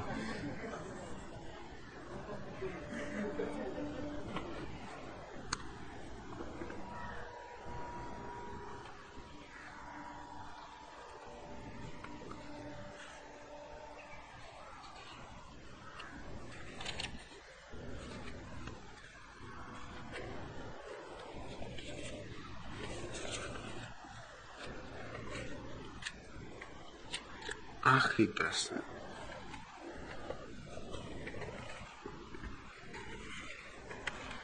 भगवान गंभीरता और उदासीनता पर इतनी चोट आपके द्वारा पहुंचाने पर भी यह आदत छूटती नहीं।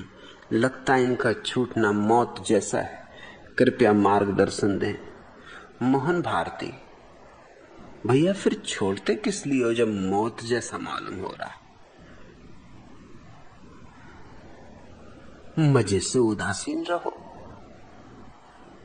गंभीर रहो। मैंने तुम्हें गधा की परिभाषा भी बता दी। गा यानी गंभीर, धा यानी धार्मिक। गधा ही रहो, गंभीर रूप से धार्मिक रहो। छोड़ने की झंझट में क्यों पड़े हो?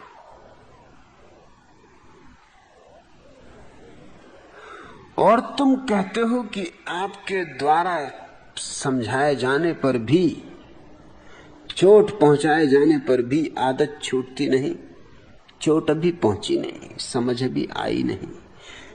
समझ आ जाए तो कुछ छोड़ना नहीं पड़ता, जो समझ में आया वो छूट जाता है। चोट अभी पहुंची नहीं। खूब मोटी चमड़ी है मोहन भारती, मैं तो चोट मारता हूं, लेकिन तुम्हारी चमड़ी में स्प्रिंग लगे। मैं चोट मारता हूं, चोट तुम तक पहुंचती नहीं। भारतीय चमड़ी बड़ी मोटी, सदियों पुरानी है। हमने किया ही क्या है, चमड़ी को मजबूत किया है। खोपड़ी में गोबर भरा है, मगर उसको हम गोबर नहीं कहते। हम तो अच्छे अच्छे शब्द उपयोग करते। एक घर में मैं मेहमान था, गृहपति ने आके मेरे हाथ में एक चम्मच से कहा कि पंचामृत लें। मैंने कहा भैया पहले तुम बता दो पंचामृत यानी क्या। उन्होंने पंचामृत, अरे पंचामृत यानी पंचामृत, आप जैसा ज्ञानी पुरुष हो पंचामृत मैंने जाने। मैंने कहा कि नहीं, पहले तुम पंचामृत का मुझे अर्थ बतलाओ, क्योंकि इस देश में ऐसे ऐसे अच्छे शब्द हम देते हैं ऐसी ऐसी सड़ी बातों के लिए जिसका हिसाब नहीं। तब थोड़े वो चौंके, क्योंकि उनको भी शर्म लगी कि पंचामृत का अर्थ क्या बतलाएं।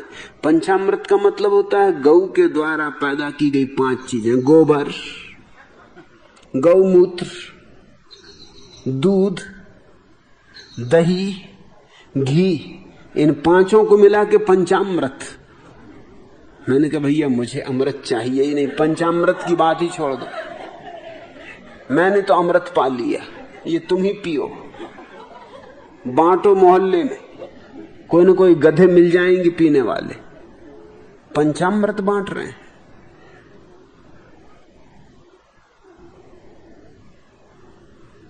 मैंने कहा तुमने अच्छा किया कि कम से कम गौ माता से बनाया, तुम आदमी से बनाते तो और गजब कर देते।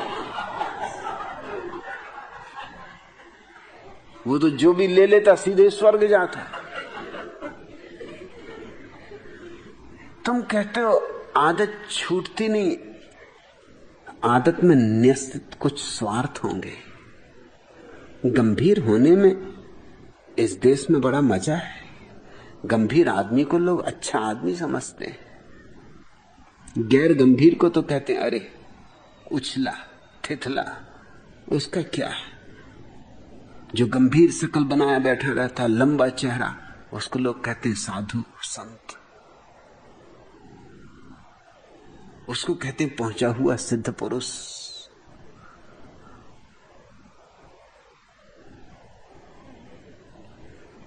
हंसते हुए को तो कोई सिद्ध पुरुष कहेगा नहीं, सिद्ध पुरुष हंसते ही नहीं। और इसी तरह तो मैं लोगों को बिगाड़ रहा हूं, मैं सिद्ध पुरुषों को हंसा रहा हूं, हंसने वालों को सिद्ध पुरुष बना रहा हूं। मैंने सारे गणित को उल्टा सीधा कर दिया है, आगे पीछे कर दिया है। तुम्हारा न्यस्त स्वार्थ होगा, आदत छूटे कैसे। तुम्हें लोग आदर देते होंगे कि मोहन भारती सिद्ध पुरुष हो तुम, अरे बस एक कदम और का अरिहंत हो जाओगे, ज्यादा देर नहीं। अब तुम कैसे गंभीरता छोड़ो, गंभीरता छोड़ो तो ये सब कहेंगे कि बिगड़ गए, भ्रष्ट हो गए।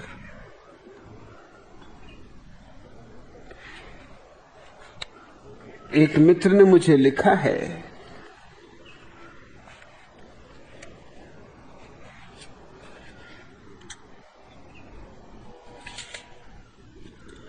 कि भगवान आपके कुछ सन्यासी कुछ सामाजिक स्थलों पर अशोभनीय व्यवहार करते हैं जिससे आपके नाम पर लांछन आता है।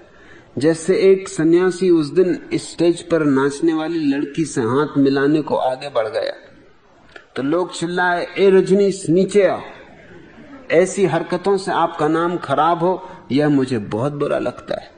सन्यासी जो कि जागने की दिशा में संलग्न है, उसका ऐसा आचरण कहां तक उचित है। स्वामी नवल भारती, तुम वहां क्या कर रहे थे, भजन कीर्तन, भाव भक्ति के लिए गए थे।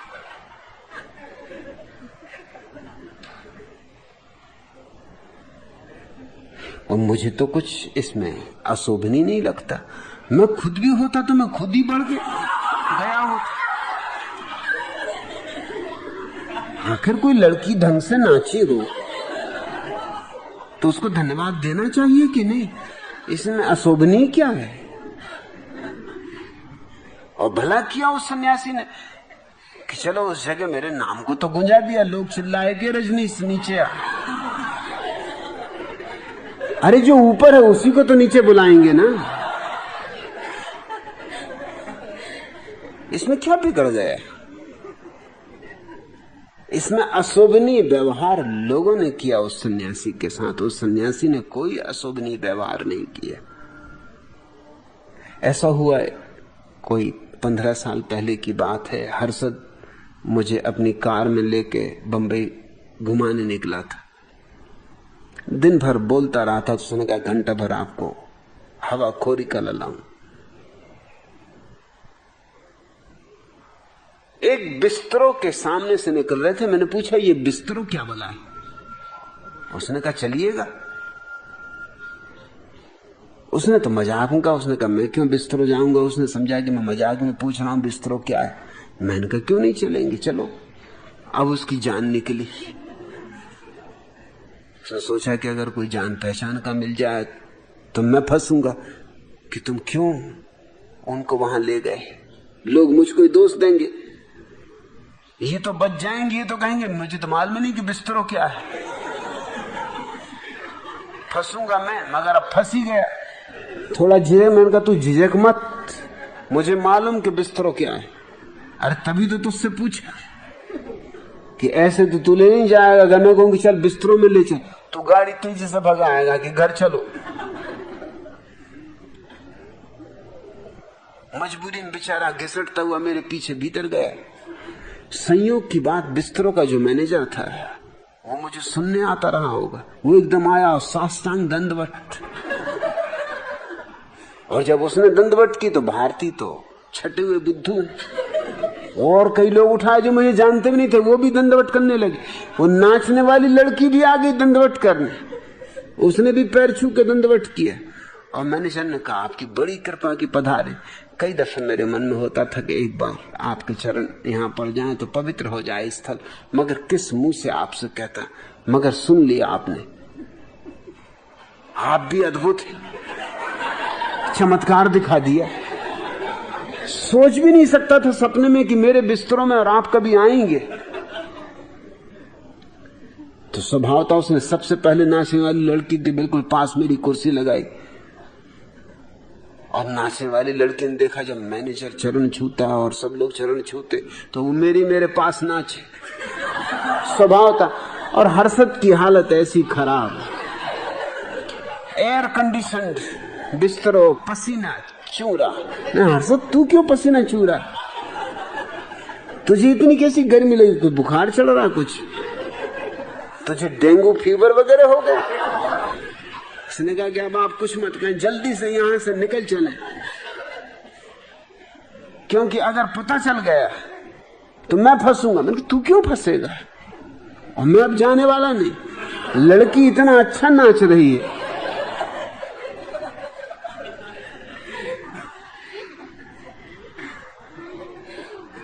हर्षद बोला महाराज जल्दी चलो, बाहर में जाए लड़की, और फिर तुम्हें आना हो तो आ जाना, मगर मुझे तो मत फंसाओ। अब मैं नहीं सोचता, तुम पूछ रहे हो नवल भारती कि आपके कुछ सन्यासी सामाजिक स्थलों पर अशोभनीय व्यवहार करते। क्या अशोभनीय व्यवहार है? नृत्य कुछ अशोभन? और लड़की कोई सुंदर नाचे तो धन्यवाद देने जाना ही चाहिए। और हाथ मिलाने मेरा सन्यासी नहीं जाएगा तो किसका सन्यासी जाएगा? मेरा सन्यासी है, उसके अपने गुण लक्षण हैं, उसको अपनी परिभाषा देनी दुनिया को। मेरा सन्यासी कोई भगोड़ा नहीं है कि धुनी रमाए बैठा हुआ है जंगल में। और तुम कहते हो आपके नाम पे लांछन आता है। मेरे नाम पे तुम क्या लांछन लाओगे? मैं ही इतना लाता हूं। तुम लाख उपाय करो, तुम मुझे हरा नहीं सकते।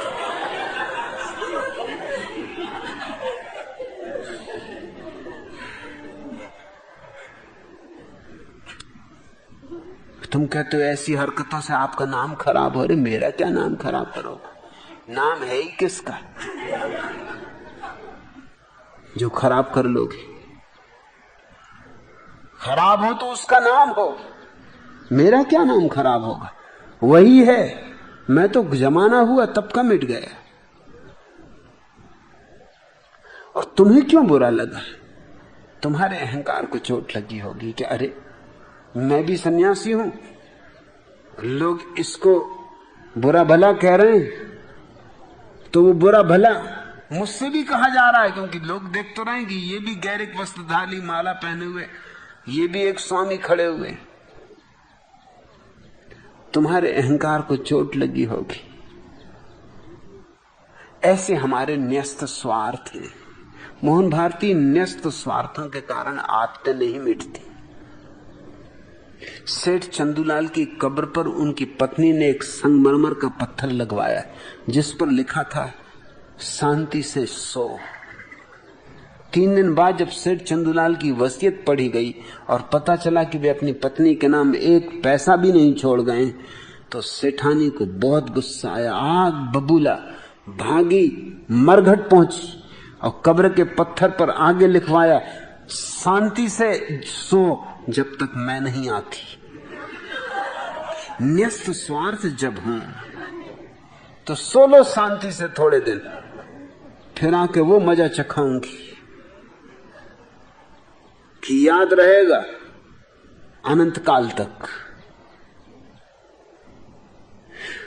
तुम उदासीनता नहीं छोड़ पा रहे, गंभीरता नहीं छोड़ पा रहे, उसी के कारण आदर पाते होगे। वही तुम्हारा अहंकार होगा। तो मैं लाख चोट करूं, जब तक तुम ये ना समझ लो कि अहंकार को छोड़ना है, तब तक तुम बचाए ही रखोगे। तुम अपनी मांग में हरे रंग का सिंदूर क्यों लगाती हो? विवाहित स्त्रियां तो अपनी मांग में लाल सिंदूर भरती हैं। मैंने एक स्त्री से पूछा, वह बोली मेरे पति इंजन ड्राइवर, जब मैं लाल सिंदूर लगाती हूं तो मुझे देख कर रुक जाते, दूर ही रुक जाते, इसलिए मैं हरा सिंदूर लगाती हूं। हरा सिंदूर लगा देख के एकदम आलिंगन कर लेते। न्यस्त स्वार्थ जब होंगे तब सिंदूर देखना है कि लाल है कि हरा, कि अपने पति को देखना है। अरे हरा हो कि लाल, पति को आलिंगन करने के लिए निमंत्रण देना है।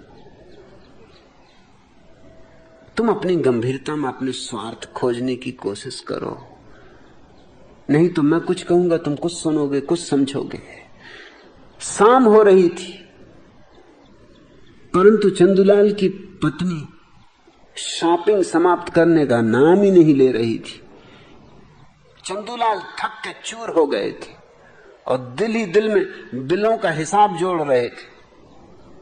देवी जी ने उनकी बोरियत मिटाने के लिए कहा, देखो तो चांद कितना सुंदर लग रहा है। चंदूलाल एकदम भड़क उठे, बोले अब उसे खरीदने के लिए मेरे पास बिल्कुल पैसे नहीं। अपने अपने स्वार्थ भीतर भीतर चल रहे हैं, ऊपर से तुम कुछ कहो। वो घबरा गया, जो चीज को कहता देखो कितनी सुंदर, वही खरीदनी पड़ती। ये साड़ी सुंदर, ये फला चीज सुंदर, ये हार सुंदर। अब ये दुष्ट कह रही कि चांद सुंदर, अब मारा इसने, बिल्कुल दिवाला निकलवा देगी। अब चांद खरीदने के लिए पैसे कहां हैं? चंदूलाल ने एक भिखारी को देखा। भिखारी बोला, मालिक, ए मालिक, जो दे उसका भी भला, जो न दे उसका भी भला। चंदूलाल जा रहे थे किसी जरूरी काम से, सोचते थे अगर भला हो जाए सस्ते में तो अच्छा। काम ही ऐसा था कि एक दफा हो जाए तो बस जिंदगी भर के लिए निपट गए। बोले भिखारी से, क्यों भाई, अगर मैं तुम्हें 5 रुपए दे दूं और फिर वापस ले लूं तो मेरा क्या होगा? दे तो सकते नहीं, 5 रुपए छोड़ तो सकते नहीं, मगर वो जो उसने कहा जो दे उसका भी भला और जो न दे उसका भी भला, तो सोचा दोहरे भले मुफ्त हो जाएं, 5 रुपए पहले दे दें सो भला, और फिर 5 रुपए ले लें सो भला। दोहरा भला छोड़ने का हिम्मत चंदूलाल की भी ना पड़ी। भिखारी भी मारवाड़ियों के गणित जानता है, भिखारियों को भी मामला 24 घंटे मारवाड़ियों से पड़ता है। भिखारी ने कहा सेठ जी पहले आपकी लॉटरी खुलेगी। अरे चंदूलाल ने कहा गजब कर दिया, गजब कर दिया, तू भिखारी नहीं है ज्योतिषी है रे ज्योतिषी। मैं लॉटरी की टिकट खरीदने तो जा रहा हूं, लेकिन दूसरी बात भी बता दे कि फिर जब 5 रुपए वापस ले लूंगा तो क्या होगा। तो उसने कहा पहले तो लॉटरी खुलेगी और फिर आपका हार्ट फेल हो जाएगा। चंदूलाल ने कहा पहला भला तो मेरी समझ में आया, दूसरा भला? उसने कहा दूसरा भला तो अंतिम भला है, आवागमन से छुटकारा। फिर इस दुख सागर में, भव सागर में नहीं आना पड़ेगा।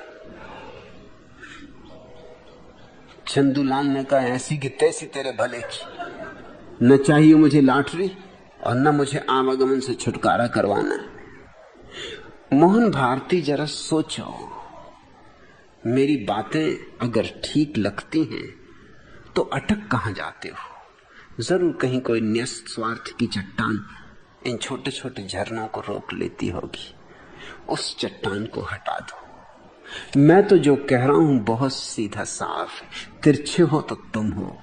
मैं तो जो कह रहा हूं वो तीर की तरह तुम्हारे हृदय में चुभे, लेकिन तुम बच जाते हो। बचो मत, व्यर्थ समय मत कमाओ, समय थोड़ा है और फिर पता नहीं मुझ जैसे व्यक्ति से कब मिलना हो या ना हो। आज इतने। अगर यह वीडियो आपको अच्छी लग रही हो तो वीडियो को लाइक और चैनल को सब्सक्राइब करें।